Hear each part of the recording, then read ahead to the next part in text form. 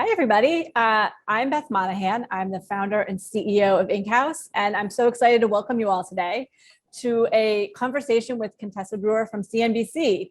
Smitha Rao, our director of media strategy, has set this conversation up, and I'm just so excited to hear all about what it takes to get in broadcast and also women's empowerment. So I'm going to mostly be quiet and let those two talk. But I will say, if you have questions, put them in either the chat or the Q&A function. I will be looking at those throughout and I will kind of pepper them in as we go.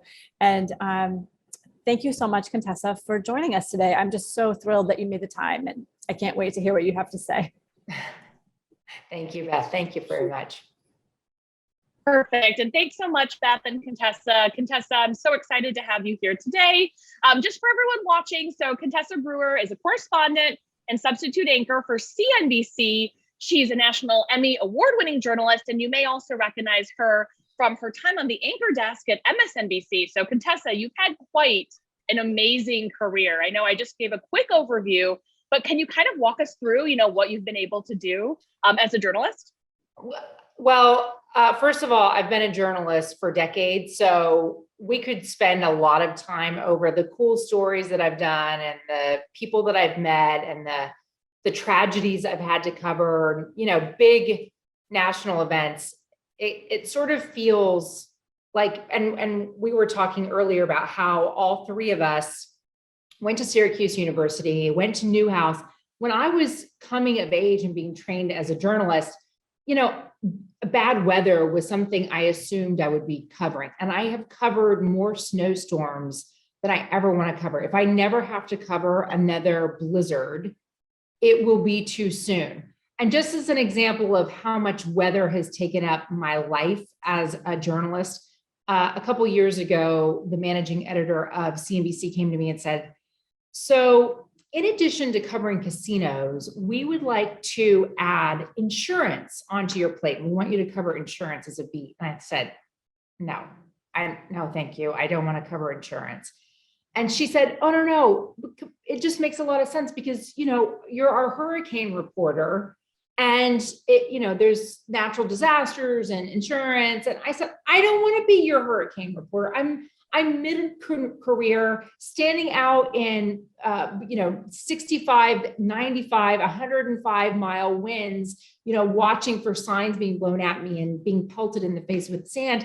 Just isn't that fun anymore? And she said, come on, if anybody can make insurance interesting, it's you. And I'm talent. So I went, well, that's true. She knows how to push my buttons. So here I am, mid-career. I cover casinos for CNBC, which is a lot of fun. And you might think it's a far cry from insurance, but really both businesses are about risk. I started in Reno, Nevada. I went and cold called a couple of the news directors in Reno. One of them offered me a job on the spot. His competitor said, this is not a beginner's market. If you got offered a job, it's either that they're planning to underpay you or they're lying to you. And it turns out it was both. My first day on the job, I was taking the job as a one-man band, meaning I'm going to shoot and edit for myself. And I'm going to, wait, here goes the doorbell. There goes the dog. This is my new reality, right? I love it. It's for everyone, right? That's so relatable.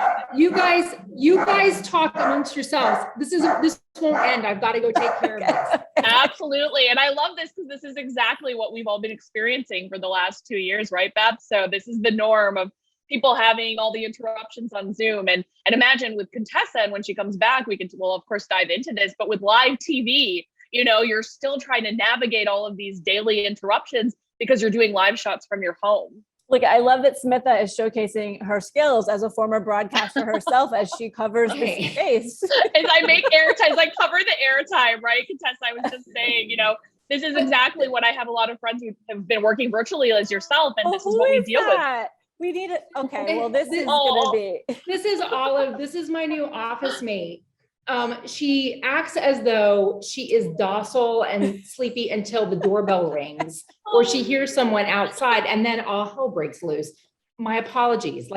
This could be live television instead of this conversation. She's going to get on the Dogs of Inkhouse hashtag soon, so it's going to be good. She is adorable. I was going to say, that's my favorite part of watching, actually, live reports is these, we've had kids and dogs, pets come in. It's just so nice to see it because I think it's so relatable, right? All these things that we're seeing, completely relatable. So I'm sorry for that. My apologies to everybody watching, but that is the fact that it happens now and not while I'm on CNBC it's just a miracle. I give thanks every day because somebody's watching out for me when this happens. I also keep her close by so that if she does it, like I muzzle her down. New tricks of the trade. They never taught me that at Syracuse for how you handle if, you have to be ready to block the drunks out on the street or something like that. But your own dog, they never taught me how to do that. I do remember once at Syracuse, though, on a side note, there was, you have to absolutely, just keep going. So you can't stop, no interruptions, keep going. And I said something I messed up and they were like, keep going. Because they're like, on live TV, you can't start over.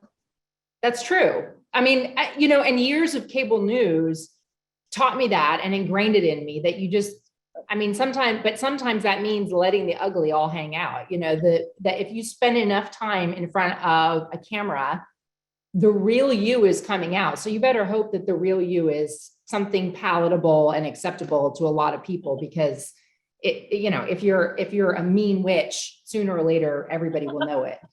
I always think I'm glad I started off my career before YouTube, right? Because all those bloopers at the beginning of my career have been erased. They don't live online. But the coworker, no. I'm sorry. So did I, but guess what? The coworkers somewhere along the line, somebody saved them. And so now when you go to YouTube, even though you made the blooper pre-YouTube, it's on YouTube. How is that possible? This is not the right thing. Anyway, not good. So at any rate, I started off in Reno. There were bloopers that, and they do live. And now I've just turned them to my advantage. I put them in speeches. And when I talk about overcoming challenges or learning from your mistakes, it gives me something very real to point to and say, whatever your most embarrassing moment is, it probably did not happen on national television. Mine did. And I've lived through it and survived it anyway. And there were advantages. Well, is there any lessons? We won't make you walk down what happened, but were there any lessons that, you learned from that experience or things that you think would help other people? Well, first of all, mistakes happen, right? There's just, and most of us work in teams of people. So the mistakes that happen are not always your own mistakes. Sometimes they're the mistakes of a team member. And I don't really see the point in berating it to death after it's already happened. Like the mistake is there. The best that you can do is own up to it.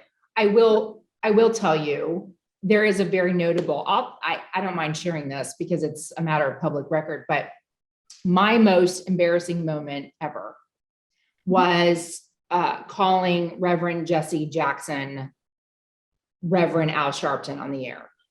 I was not confused about who I was talking to. I knew I was talking to Reverend Jackson, but the teleprompter said Reverend Al Sharpton, and I didn't realize it was in the teleprompter. I didn't realize I had seen it, read it, said it. None of that occurred to me.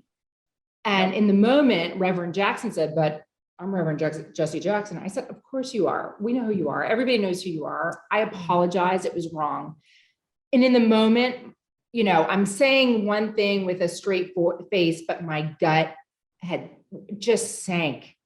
I knew it was a huge deal.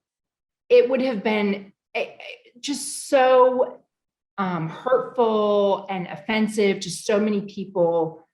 And right as soon as the show was over, I called Reverend Jackson and I apologized profusely and I totally owned up to it.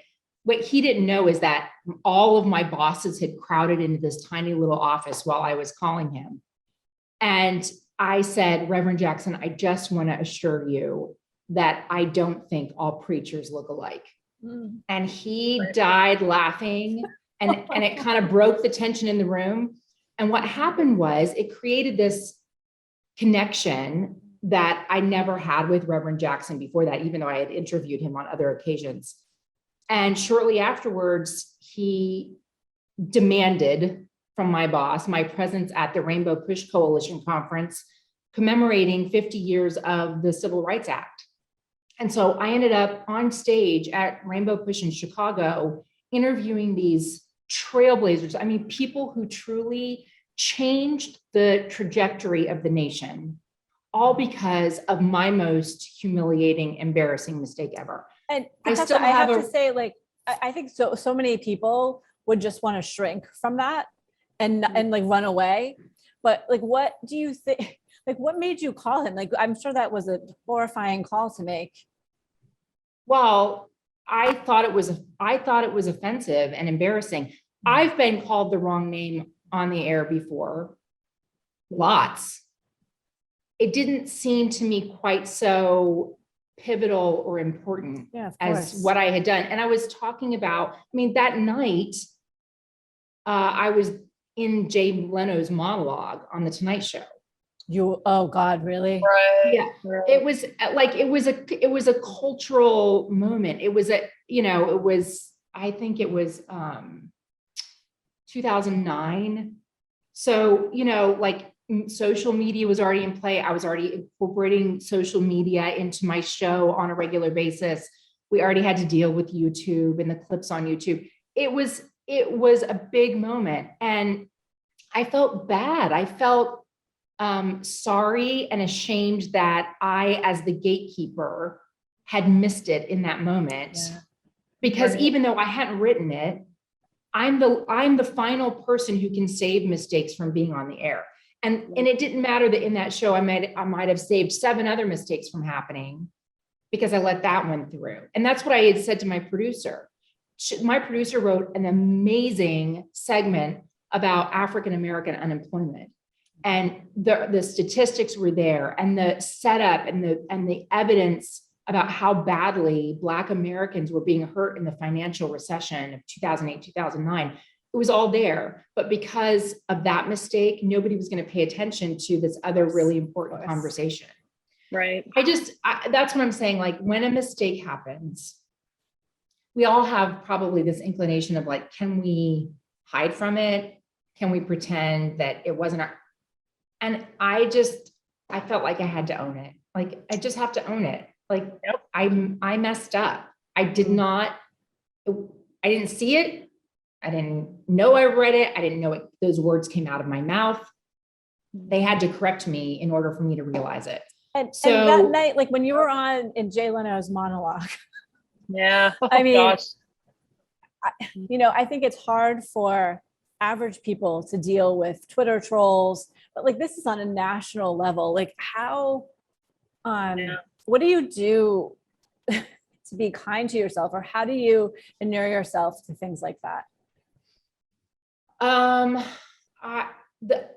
can just say that I tied a knot in the rope and hung on. Like it was not okay. There was nothing okay about what I did and what the consequences were. And, to this day, it's more than a decade later, it still remains, bar none, the most embarrassing moment of my life. It was. It also happened to be, and now I can see this with hindsight, right? It was also one of the greatest opportunities of my life because I have a real relationship with an icon.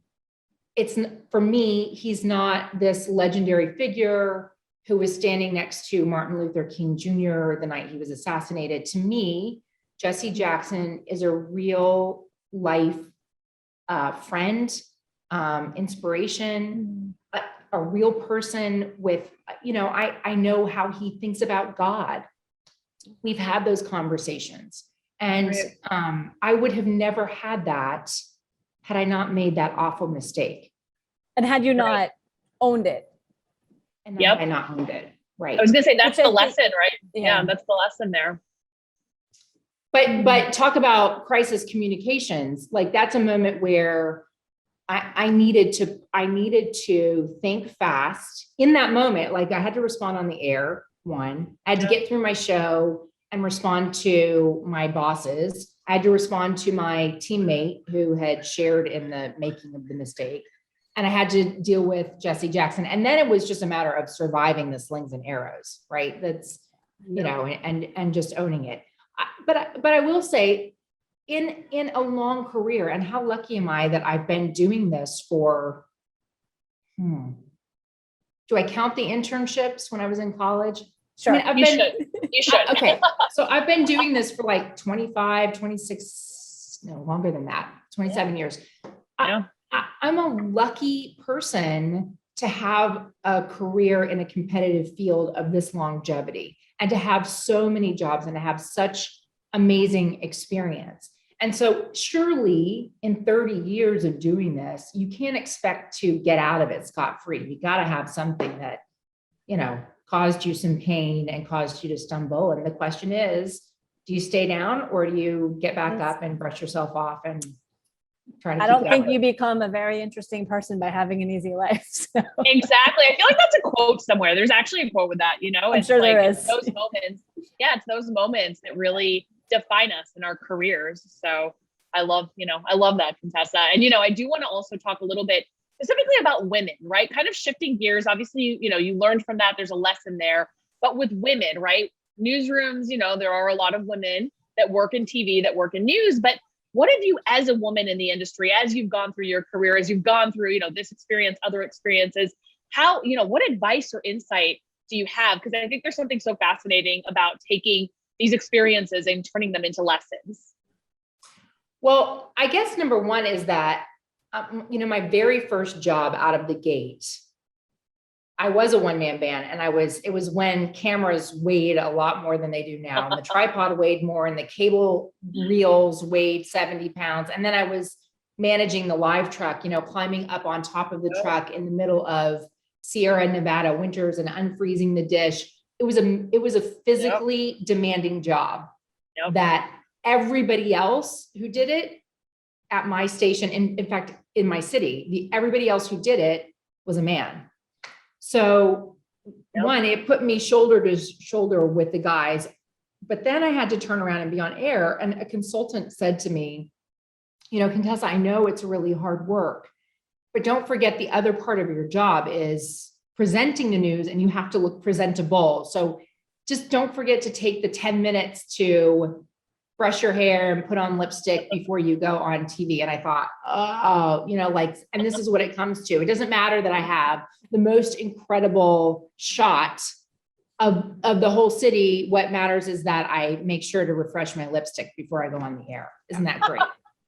Well, that's what viewers will send emails. I remember getting emails about my lipstick, not about the story topics themselves. Well, it is, I mean, it is a visual medium, right? It, like, he wasn't wrong. It just Right. irked me a little bit.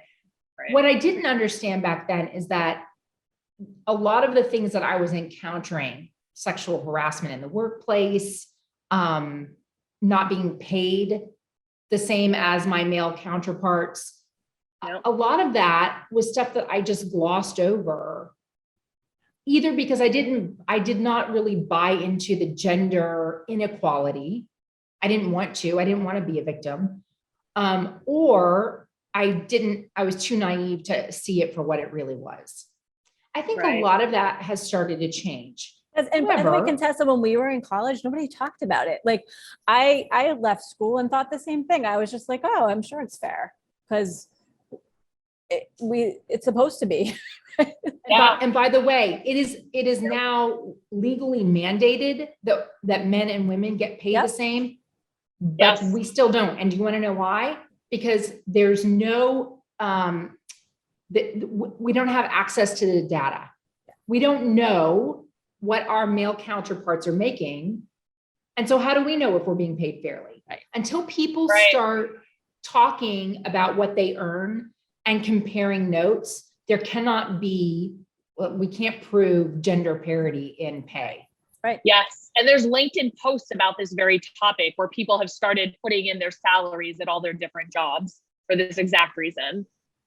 Well, and there's also laws being passed for pay transparency, which is great. Yep. Yeah. And to prevent companies from writing it into your contract, because some of them still do that. They don't want you to talk about how much money you earn. They do? Wow. It's been done. Yeah. Oh yeah. Yeah. Yeah. Wow. It's like NDA for your salary. Wow. Yeah.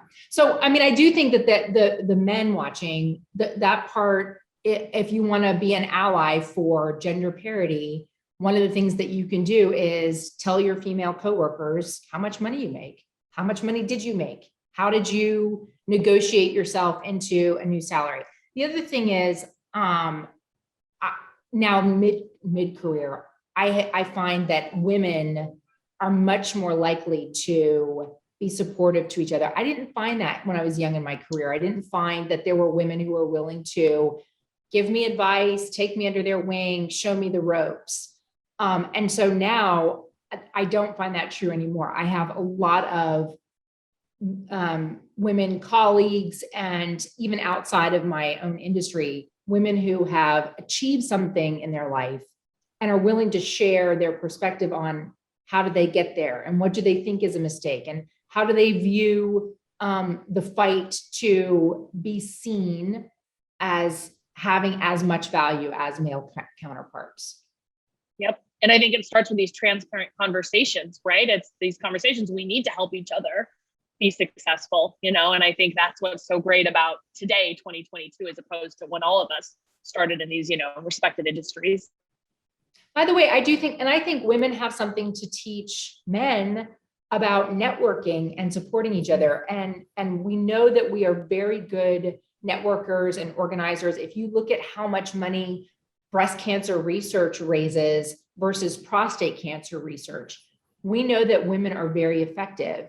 And men can and should capitalize on some of the tools that women bring to the table. That it's not the same thing when we mentor people.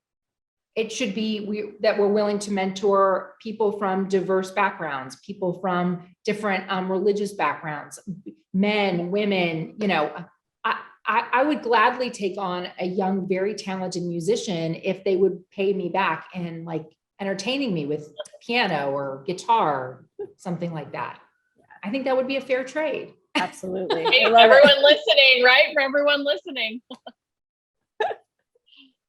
Excellent. And then, Contessa, I feel like we could keep talking, and I know I want to be mindful of our time together. So I'm going to switch gears one more time to talk just about, obviously you're talking about your different job responsibilities, and such a big part of that is storytelling, right? When you're going out, finding these stories, interviewing people, writing your scripts, all this. So what do you think, how do you approach this in your career when you're just looking for a good story? If you could maybe walk us through that process. And also I'd be interested how it started and how it's going now, what you've learned along the way. Well, when I started, I was always really looking for the video and the sound. Give me the best video, give me the best sound. And I do think that remains true today, that in television, especially, the pictures, they still are worth 1,000 words. So pictures and sound still drive a lot of what we do. But I do think that there are worthwhile stories that don't necessarily have a visual element.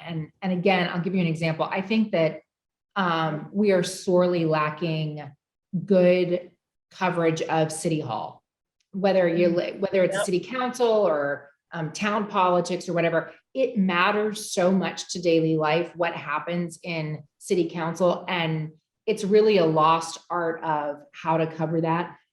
Partly because it's not visual, right? And we've moved on, but the stories for the right storyteller are interesting, and they are certainly impactful. So the way I approach storytelling now is that it's got to have one of two things. Either it has to be very entertaining, can make you feel something, it can make you feel humor or joy, some kind of emotion, or it makes you think, and it can educate you and inform you somehow. And so those are the two primary goals that I have. When I get a pitch from, and as you might imagine, I get a lot of PR pitches. It's remarkable the gamut that they run. So the people who will pitch me on the new hot hair curler and would I want to cover this on CNBC. And And I'm like, wow. So clearly this is part of a mass email, and you don't have the people who say, oh, I know, because you've just recently been covering cryptocurrency and global exchanges. I'm like, but no, nope, I haven't done that yet. So this is clearly not for me. Oh, that's terrible. But That's terrible. I also get pitches on the other hand that will say, hey, I just saw your story about gaming in Macau. I have an interesting angle on that. And here's what, do you want to talk about it? Now that's someone who clearly has done their research. They saw the opportunity. They're pitching me directly with something specific that is likely to grab my interest. And I almost always respond to those pitches, even if it's a cold call.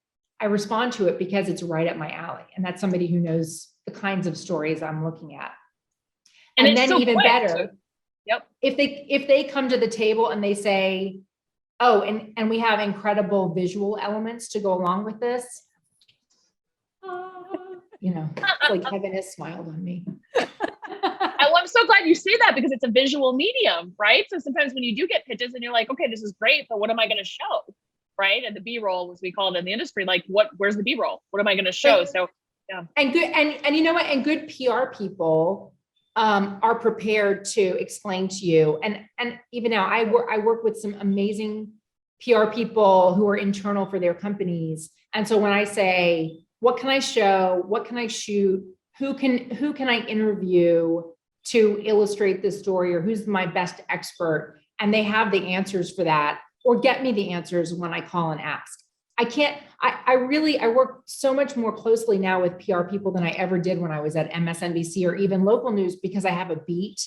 And so I'm going back to the same people over and over again. And I have a completely different view of how important PR and media relations people are to the job that I'm doing, and how, we really do work in tandem with each other to put out the best possible product for people watching at home. I mean, Contessa, when I think about the media, I always say here at Inkhouse that the media is a client to us, right? Right. And if we have clients, but the media is a client, because if we don't treat you like a client, we're doing you a disservice and ourselves. And also back to that point, I think that we as reporters sometimes don't show so much appreciation when we should. For one, we're like, can you get me this? And also my deadline was yesterday. So can you hurry up and do it? Like we want to ignore you until we need you. And then we want it now. Boom. Yeah, we're used to it. I'm aware of it. I am aware of it. And I try to be duly grateful and acknowledge it when I ask for that. But I also just think, you do the best job for your clients when you're pitching something relevant, when you're really paying attention to the national discourse, and whether it's, inflation or gas prices, or what's happening with liquid natural gas and the conflict in Ukraine, that those pitches come in and they're very specific and they're very honed to be relevant to the person to whom you're pitching. I'm sure it saves a lot of time and effort to put it on a mass email and just shoot it out to everybody. But usually it doesn't. It's not effective at all. I mean, that's the first thing, both Beth and I talk to just, junior team members, everyone, as we're training. And that's the first thing we say, do not do that, please. Because that's just a bad reflection on us too, right? Like that's part of our job, is to guide people and help them and train them. And that's a no-no. But you get away with it a lot more if you can grow the relationship. I have PR friends who can get away with pitching me on something really off the beaten path, but because they've developed my trust and the relationship over time, I'm willing to hear it out. And sometimes those off the wall pitches are actually, they spark my interest. And I think, yeah, this is something I could turn into a good story. Actually, that's a great point too, right? It's really that relationship building, and then you trust these people, obviously, and then it can kind of go from there too. I love that example. Actually, it's a great thing to point out as well. Yeah, it's I'm really grateful for all you guys do to make our jobs easier too. So thank you for that. Oh, thank you. That's I wasn't expecting that at all. That's very kind. Thank you. No, and it's a great collaboration, right? I mean, Contessa, I was mentioning, of course, since I was a broadcast journalist for so long and most of my friends still work in TV, it's just, I know that the value of both sides of the relationship. So thank you. For exactly. Excellent. So I know we're at time. Is there anything, of course, there's always a question we end on. Is there anything else you want to add, or Beth, anything that you want to chime in, before we wrap up? Like I said, I feel like we can keep talking and talking, but I know we only have so much time. I just think that, boy, the last 2 years that we've been through, and we've just undergone this real sea change, right? In the way we work and what our expectations and where our tolerance is. I think my real takeaway for 2022 is that we all have to be kind to each other and give each other the benefit of the doubt. And we have to be willing to embrace change, because that's the one certainty. We know that change is coming. We know that there are always going to be things that we can't control, and trying to be adaptable and ready to pick a different direction, reinvent ourselves, learn a new skill, move in a new direction. I think that really, for me, that's what 2022 is all about, is how do I remain flexible in the face of adversity and change? I think that's beautiful. It's the only way to live right now. And I love that. What a beautiful, I can't add anything to that. Say, what a beautiful way to end, right? I really do love that. And yeah. Contessa, can you let anyone who's listening, watching, can you let them know how to reach you? The best way, social media? Yes. Well, I'm very easy to reach on LinkedIn, on Instagram, on Facebook, on all the social media channels. I'm fairly active on Twitter. And then, I try to get back to people when they pitch me. So any of those ways is a good way to reach me. Thank you so much. We so appreciate your time. And I really, really enjoyed hearing your stories.